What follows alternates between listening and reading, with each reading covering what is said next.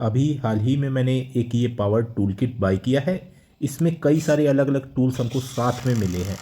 इसके द्वारा wooden work आप कर सकते हैं। अच्छा, इसको स्क्रू ड्राइवर की तरह भी उपयोग में ले सकते हैं और ये इम्पैक्ट रेंच की तरह भी उपयोग में आती है। पैकेज हमें कुछ इस तरह से रिसीव हुआ था। चलिए इसकी अनबॉक्सिंग करते हैं। यहाँ पर मैं आपको बताना चाहूँगा कि जब मैंने इससे अमेजन पर देखा था तो मुझे ऐसा लगा कि ये जो टूल किट है ये मेरे काफ़ी सारे कामों में उपयोग में आ सकती है।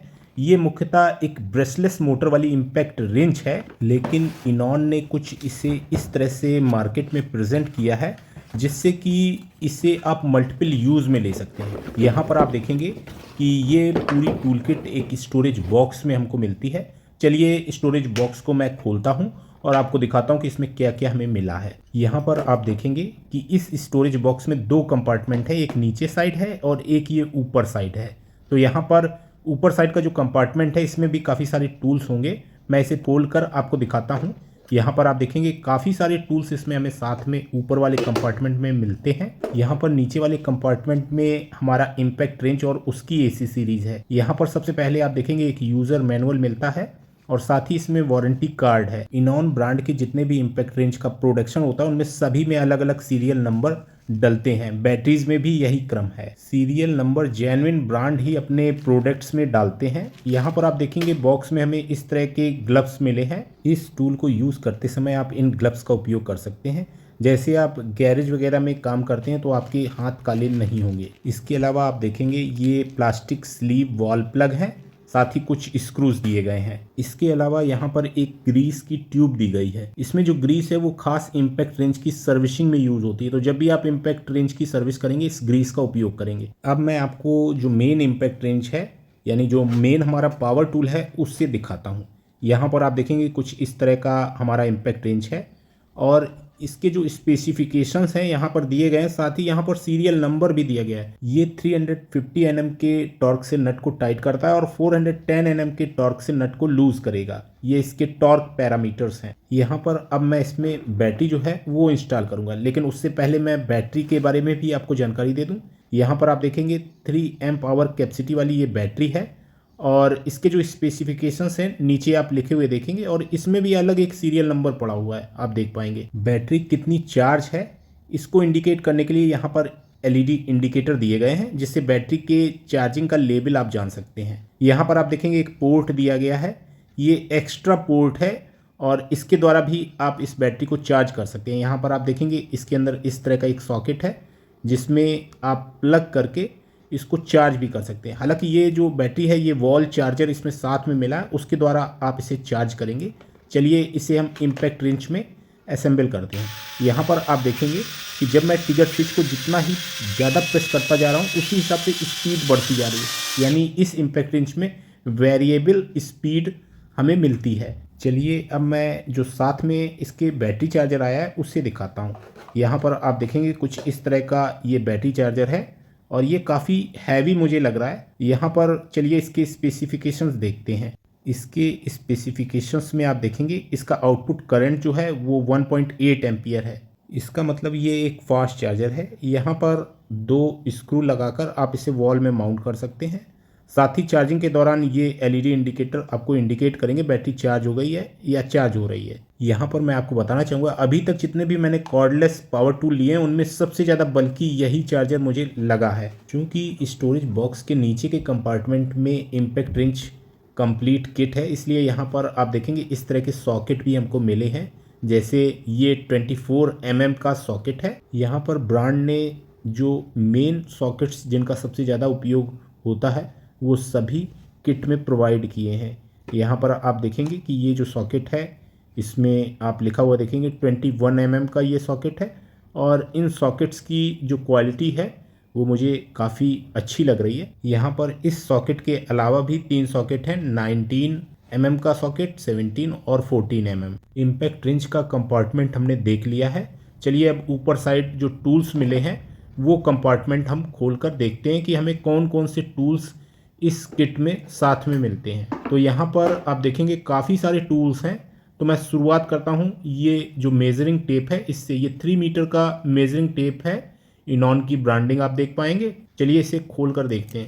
यहाँ पर आप देखेंगे बिल्ड क्वालिटी काफ़ी अच्छी मुझे लग रही है और इस तरह से ये जो मेजरिंग टेप है ये आपको साथ में मिलता है। और काफ़ी सारे ऐसे काम होते हैं जहाँ पर मेज़रमेंट की ज़रूरत पड़ती है, जैसे वुडन वर्क में ज़्यादातर मेज़रमेंट की ज़रूरत पड़ती है, वहाँ पर आप इसे उपयोग में ले सकते हैं। इसके बाद यहाँ पर आप देखेंगे ये एक एडॉप्टर है जो कि चूँकि हमारा इम्पैक्ट इंच का जो सॉकेट ड्राइव है वो 1/2 इंच है, तो ये 1/2 इंच को 1/4 इंच हेक्स बिट में कन्वर्ट करता है। इसके बाद यहाँ पर आप देखेंगे एक स्लाइड लॉक नाइफ हमको साथ में मिलती है, ये भी काफ़ी यूज़फुल प्रोडक्ट है। यहाँ पर आप देखेंगे इसमें भी इनॉन की ब्रांडिंग है। साथ ही मैं आपको बताना चाहूँगा इसमें अच्छी एक ग्रिपिंग है। आप देखेंगे ये ब्लैक जो पार्टीशन है ये रबर का है। यहाँ पर किट में मिलने वाले सभी टूल्स की बिल्ड क्वालिटी काफ़ी अच्छी है। ये एक छोटा सा हैमर हमें मिलता है। अगर आप साइट पे काम करने जाते हैं तो ये अगर टूल किट आपके पास है तो आपके काफ़ी सारे काम जो हैं वो आप इस टूल किट की मदद से कर सकते हैं। यहाँ पर ये जो हैमर है इसका वेट लगभग 250 ग्राम्स है। यहाँ पर आप देखेंगे 2 स्क्रू ड्राइवर भी हमें साथ में मिले हैं। तो ये जो स्क्रू ड्राइवर है ये 125 mm इसकी जो आगे की बिट है उसकी लंबाई है।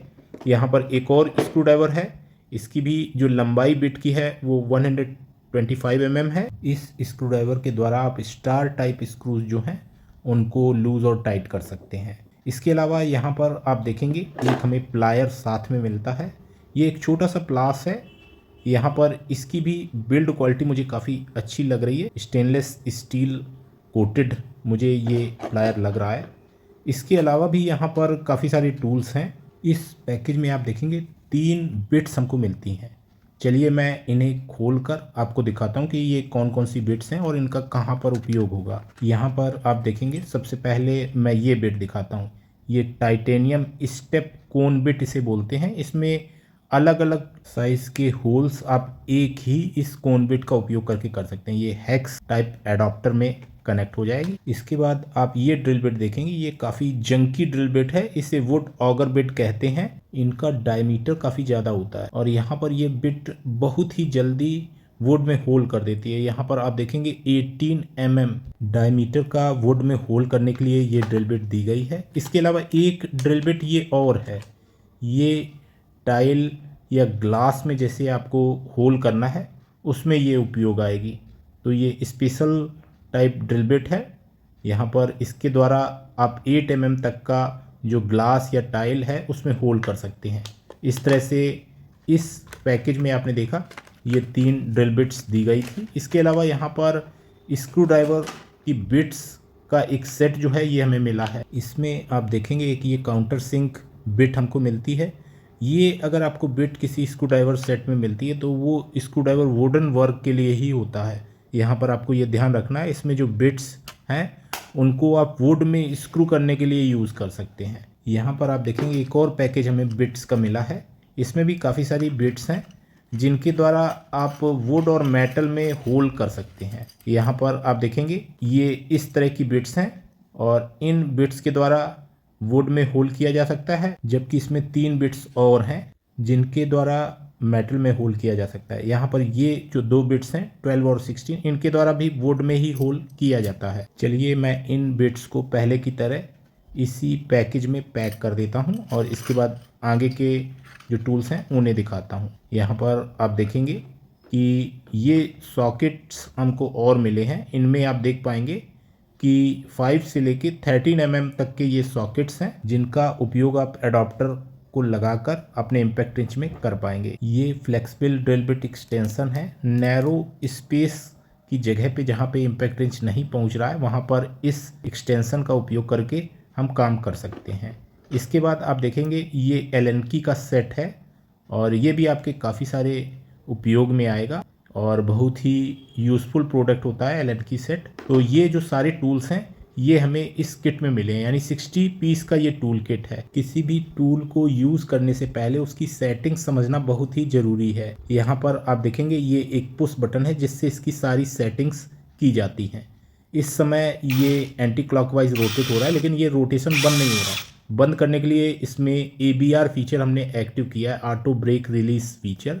इस फीचर को एक्टिव करने से हमारा नट खोलते टाइम थ्रेड्स नहीं कटते हैं। अब अगर नट को टाइट करना है तो क्लॉकवाइज करना होगा, इस बटन को पुश करके हम क्लॉकवाइज कर सकते हैं। अब आप देखेंगे ये इस समय फुल स्पीड में है, यानी इसमें 2 स्पीड्स हैं, मिनिमम और मैक्सिमम। इस समय मैक्सिमम है, मैंने मिनिमम कर दी है। अब ये मिनिमम स्पीड में है, यानी मिनिमम टॉर्क में ये नट को टाइट करेगा। और मैक्सिमम टॉर्क इसका 350 Nm है, जो कि क्लॉकवाइज में है। लेकिन नट को खोलने के लिए इसमें 410 Nm तक का मैक्सिमम टॉर्क जो है इसके द्वारा जनरेट किया जाता है। चलिए अब मैं इस इम्पैक्ट रिंच का लाइव डेमो देता हूँ। यहाँ पर ये हमारा इम्पैक्ट रिंच है। इसमें पहले ये हम एडाप्टर लगाएंगे। एडाप्टर लगाने के लिए आप देखेंगे इसमें होल को अलाइन करना होता है, इसके बाद एक पिन लगती है जिससे एडाप्टर इसके मेन शाफ्ट के साथ लॉक हो जाता है। अब हम इसमें हेक्स बिट लगाकर यूज़ कर सकते हैं। यहाँ पर ये एक हेक्स बिट है जो कि वुड में होल करने के लिए है, और इसे इस तरह से हम इसके एडाप्टर में लॉक कर सकते हैं। चलिए मैं अभी आपको 10 mm की मोटाई की प्लाई में होल करके दिखाता हूँ। यहाँ पर आप देखेंगे बड़ी ही आसानी से इस प्लाई में ये होल कर पा रहा है। इस तरह से आप इस वुड ड्रिल बिट का इस्तेमाल कर सकते हैं। मैं अभी इसमें और भी ड्रिल बिट्स जो हैं उनका इस्तेमाल करके आपको दिखाता हूँ। जैसे ये ड्रिल बिट है, इसका उपयोग हम करते हैं, और इसी प्लाई में मैं फिर से होल करता हूँ। फिर मैं मोटी प्लाई भी लूँगा। यहाँ पर आप देखेंगे बड़ी आसानी से इसके द्वारा प्लाई में होल किए जा सकते हैं। तो इस तरह से ये वुडन वर्क में आपके काफ़ी सारे टूल्स जो हैं उपयोग में आ सकते हैं। चलिए इस ड्रिल बिट को भी हम निकाल देते हैं और ये ऑगर बिट जो है इसका इस्तेमाल करते हैं। इन ऑगर बिट्स का इस्तेमाल स्पीडली वुड में होल करने में किया जाता है। यहाँ पर आप देखेंगे बड़ी जल्दी से इसने वुड में होल कर दिया है। अब मैं यहाँ पर बोर्ड में होल करने में इस ऑगर बिट का इस्तेमाल कर रहा हूँ। यहाँ पर आप देखेंगे बोर्ड में इस ऑगर बिट के द्वारा बड़ी आसानी से होल हो जाता है। यहाँ पर इस तरह से ऑगर बिट्स जो हैं ये बहुत ही तेज़ी से होल कर देती हैं। आप देखेंगे काफ़ी मोटा बोर्ड था और इसमें बड़ी आसानी से इसके द्वारा हमने होल जो है वो कर लिया है। ये नॉर्मल बिट है, इससे केवल प्लाई में ही आप होल कर सकते हैं। वुड ब्लॉक है या बोर्ड है उसमें होल करते समय काफ़ी ज़्यादा हीट जनरेट होती है, क्योंकि इसके द्वारा लकड़ी को उतनी जल्दी से नहीं काटा जाता है, क्योंकि इसके एजेस में उतना ज़्यादा शार्पनेस नहीं होती है। जबकि ऑगर बिट में कई सारे एज होते हैं, इसमें केवल 2 ही एज होते हैं। आप देखेंगे ड्रिल बिट जो है वो हीट हुई है, साथ ही होल होने में टाइम भी ज़्यादा लगा है। यहाँ पर होल तो बहुत ही क्लियर हुआ है लेकिन टाइम ज़्यादा लगता है। यहाँ पर चलिए इस ड्रिल बिट को भी हम निकालते हैं और अब हम स्क्रू ड्राइवर बिट जो है उसे लगाते हैं। यहाँ पर आप देखेंगे कि स्क्रू ड्राइवर की ये बिट है, और मैं आपको यहाँ पर सजेस्ट करूँगा कि ज़्यादा लंबे स्क्रू ना लें जैसा कि मैंने लिया है। छोटे साइज़ के स्क्रू यानी 2 सेंटीमीटर से कम साइज़ के स्क्रू हैं, तभी इन बिट्स को आप परफेक्टली यूज़ कर पाएंगे। आप देखेंगे इसके द्वारा आसानी से स्क्रू को टाइट किया गया। चलिए मैं अब इस स्क्रू को अनस्क्रू करता हूँ। आप देखेंगे बड़ी आसानी से इसने स्क्रू को अनस्क्रू कर दिया। तो ये जो स्क्रू ड्राइवर बिट्स हैं ये भी आपके वुडन वर्क में काम आएंगे। इसी तरह से आप देखेंगे ये स्टेप कोन बिट है, और इसके द्वारा भी मेटल में ज़्यादातर होल करने में ये यूज़ में आती है। कई अलग अलग साइज़ के होल्स जो हैं वो इस कोन बिट के द्वारा किए जा सकते हैं। चलिए अब हम इस पावर टूल का इम्पैक्ट पावर टेस्ट करने वाले हैं। यहाँ पर कार में जो नट लगा है इसे हम ओपन करेंगे, तो देखते हैं कि ये ओपन कर पाता है या नहीं कर पाता है। यहाँ पर आप देखेंगे बड़ी आसानी से इसने इस नट को ओपन कर दिया है, और अब मैं इसे टाइट करूँगा। लेकिन अब मैं यहाँ पर जो हमारे पास टॉर्क रिंच है उसकी सहायता से इसे टाइट करूँगा, जिससे हमें ये क्लियर होगा कि हमने नट को कितने न्यूटन मीटर के टॉर्क से टाइट किया। यहाँ पर स्केल में हमें सारा कुछ विजुअल होगा। चलिए मैं नट को इस टॉर्क रिंच की सहायता से टाइट करता हूँ, और मैं मैक्सिमम टॉर्क जो है उससे इसे टाइट करने की कोशिश करूँगा। यहाँ पर आप देखेंगे आपको स्केल में विजुअल होगा। यहाँ पर आप देख पाएंगे कि मैं इसे लगातार टाइट कर रहा हूँ, और लगभग ये 150 Nm के टॉर्क के साथ टाइट हो चुका है, और अब ये 200 Nm के टॉर्क के साथ टाइट हो चुका है। ऐसे ही मैं और भी ज़्यादा टाइट कर रहा हूँ, और ये लगभग 230 Nm के टॉर्क के साथ टाइट हुआ है। हालांकि वीडियो शूट करते समय मुझे ये विजुअल नहीं हुआ कि कितने Nm के टॉर्क के साथ ये टाइट हुआ। मैं सोच रहा था कि लगभग 250 Nm से ऊपर के ही टॉर्क के साथ टाइट हुआ होगा, लेकिन आप देखेंगे 230 एनएम के टॉर्क के साथ टाइट हुए नट को इसने बड़ी आसानी से ओपन कर दिया है। अब मैं इस नट को इसी इम्पैक्ट रेंज से टाइट करूंगा और फिर मैं टॉर्क रेंज से खोल कर दिखाऊंगा कि कितने एनएम के टॉर्क के साथ इसने नट को टाइट किया था। यहाँ पर आप देख पाएंगे कि मैं टॉर्क रेंज का इस्तेमाल कर रहा हूँ इस नट को ओपन करने में।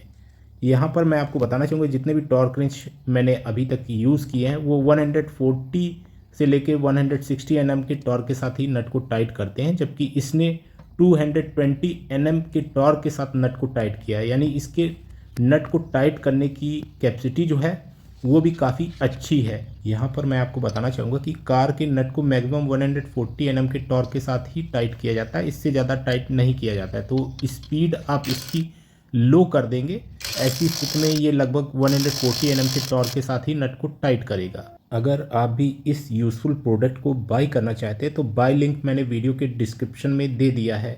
उम्मीद करता हूँ ये वीडियो आपके लिए हेल्पफुल रहेगा। आज के वीडियो में इतना ही। Thanks for watching. Have a nice day.